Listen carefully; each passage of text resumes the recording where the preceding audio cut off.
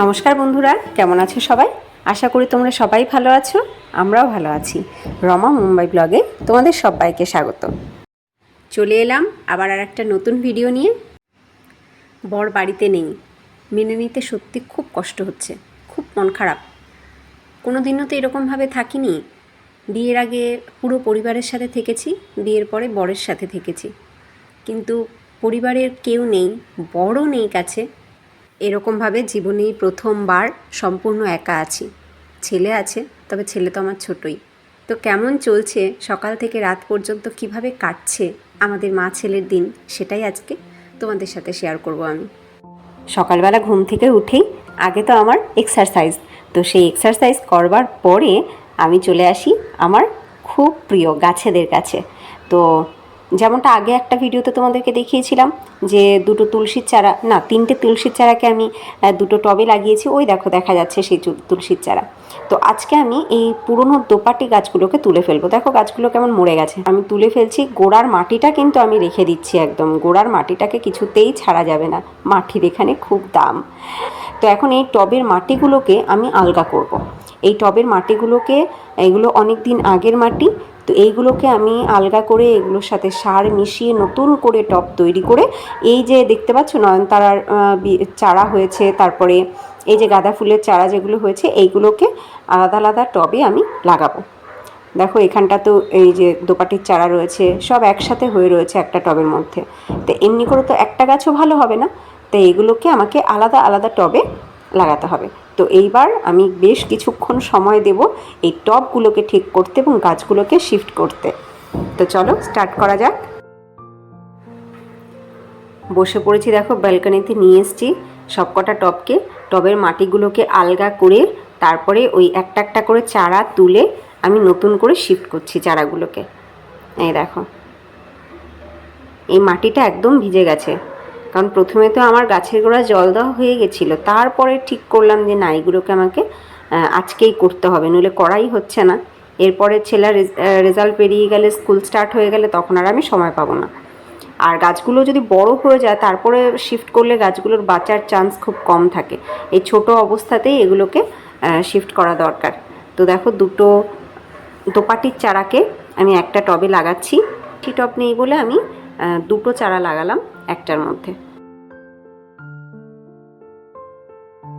দুটো গাঁদা ফুলের চারা আমি রাখবো, আর বাকি সব গাঁদা ফুলের চারা আর নয়নতারার চারাগুলো আমার এই প্রতিবেশীদের মধ্যে বিলিয়ে দেবো।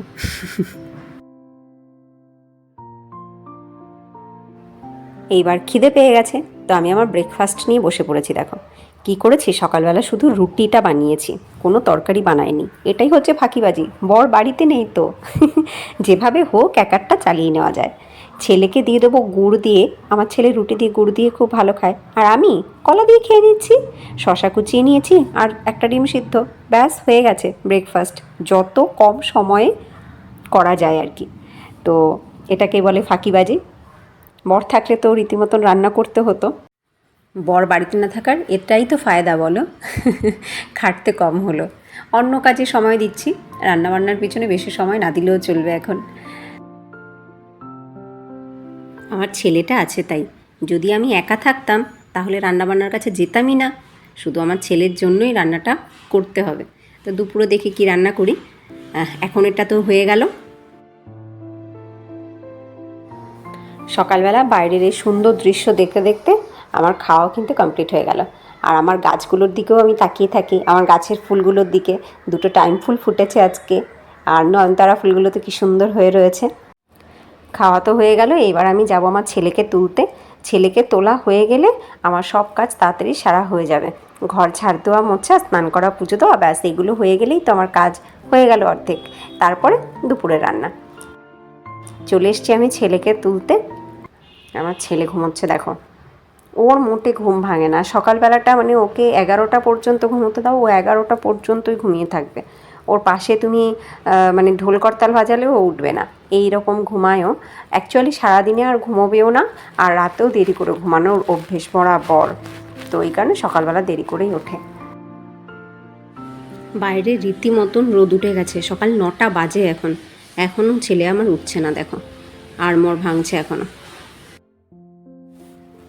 ঘুম থেকে তো তুলে দিয়েছি, উঠে ব্রাশ ট্রাশ করে বসে পড়েছে টিভি অন করে।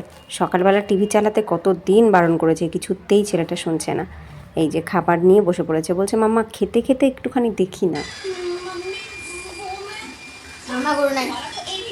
গুড় দিয়ে রুটি দিয়ে দিয়েছি আর একটু শশা কুচি, গুড়গুলো ফটাফট খেয়ে নিয়ে বলছে মাম্মা আর গুড় নাই।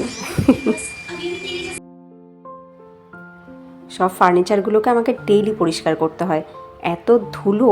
সে ফার্নিচার পরিষ্কার করা, ঘর ঝাড় দেওয়া, ঘর মোছা, এগুলো সব হয়ে গেছে। এইবার এসছি আমি সব শেষে ব্যালকানিটাকে পরিষ্কার করতে। ব্যালকানিটাকে পরিষ্কার করে আমি চলে যাব কিচেন সাফ করতে। কিচেনের বাসনকোসন ধুয়ে পুরো সাফ করে চলে যাব আমি স্নানে। তো চলো ফটাফট কাজগুলো করে নিই।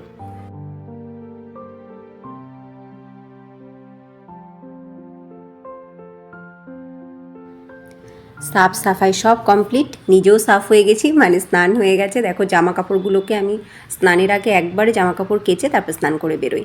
তো বিছানার চাদর কেচেছি, নিজের জামা কাপড়গুলোকে কেচেছি, ছেলের স্কুলের ব্যাগটাকেও আজকে ধুয়ে দিয়েছি।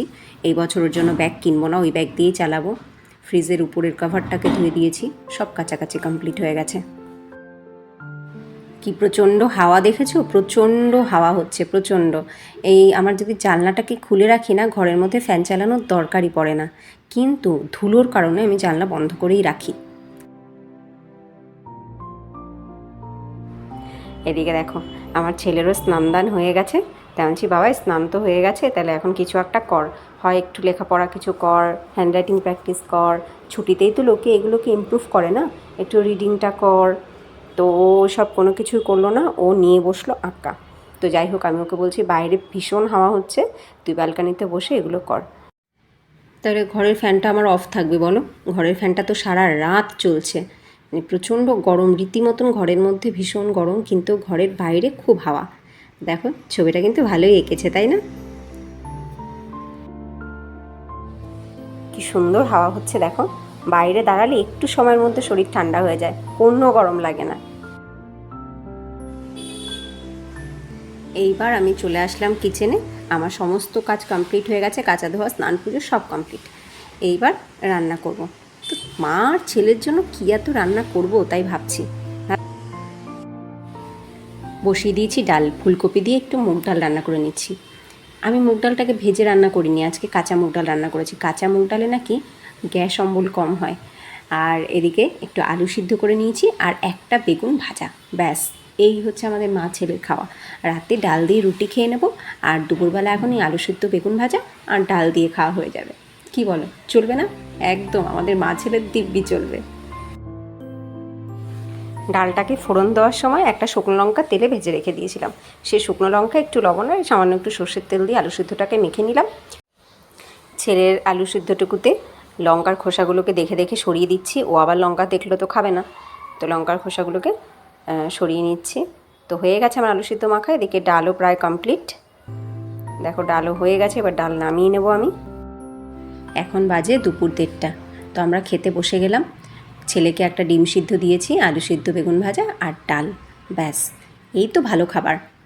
বর যখন বাড়িতে নেই, অত তড়িজুত করে রান্না করার কি দরকার বলো তো, অত পরিশ্রম করার?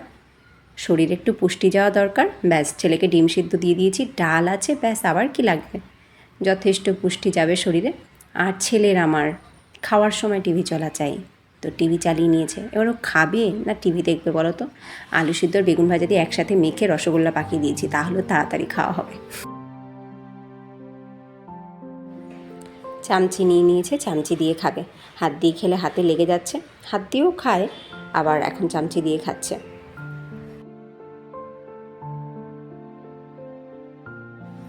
এখন আমাদের মা ছেলের খাওয়া হয়ে গেলে বাসন কটা ধুয়ে রেখে একটুখানি রেস্ট নেব।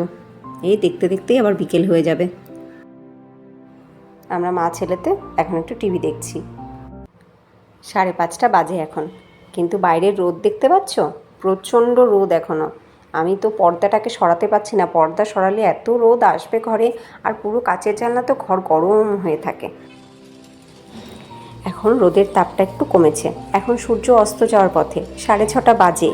তো এই সময়টায় আমি জানলার পর্দাটা সরিয়ে জানলাটা খুলে বাইরেটা দেখি। এই সূর্য অস্ত যাওয়া, সানসেট, এটা দেখতে আমার ভীষণ ভালো লাগে। ছেলে আমার পাশে বসে জিকে বই পড়ছে আর আমি বাইরের দিকে তাকিয়ে আছি। আমার ভীষণ ভালো লাগে এই সানসেট দেখতে, ডেইলি দেখি, একদিনও মিস করি না। সকাল থেকে দুপুর, দুপুর থেকে বিকেল, বিকেল থেকে সন্ধে গড়িয়ে রাতও হয়ে গেছে। মাঝখানে বহুবার বরের সাথে ফোনে কথা হয়েছে, ভিডিও কলে কথা হয়েছে, দেখা তো আর পাচ্ছি না, তার বাড়িও সে আসছে না। তো সন্ধেবাতি দিয়েছি, হালকা একটু টিফিন করেছি, মুড়ি খেয়েছি আর কি। তারপরে রুটি বানিয়েছি, রাতের খাবার খাওয়া হয়ে গেছে, ডাল রুটি। এবার আমি শুতেও চলে এসেছি, এখন 10টা বাজে, সব সেরে তেরে শুতেও চলে এসেছি। ছেলে আমার বসেছে একটু ম্যাথ প্র্যাকটিস করতে, তা ও ম্যাথ প্র্যাকটিস করে নিজেই শুরু করবে লাইট অফ করে, আমি সকালবেলা দেখবো কী করেছে। যাই হোক, এইভাবেই আমাদের মা ছেলের পুরো দিন কেটে যাচ্ছে। ভিডিওটা এখানেই এন্ড করি। তোমাদের কেমন লাগলো অবশ্যই কমেন্ট করে জানিও, ভালো লাগলে লাইক করো। আর নতুন বন্ধুরা, তোমাদের ভালো লাগলে লাইক করে সাবস্ক্রাইব করে সাথে থেকো। দেখা হবে নেক্সট ভিডিওতে। টাটা।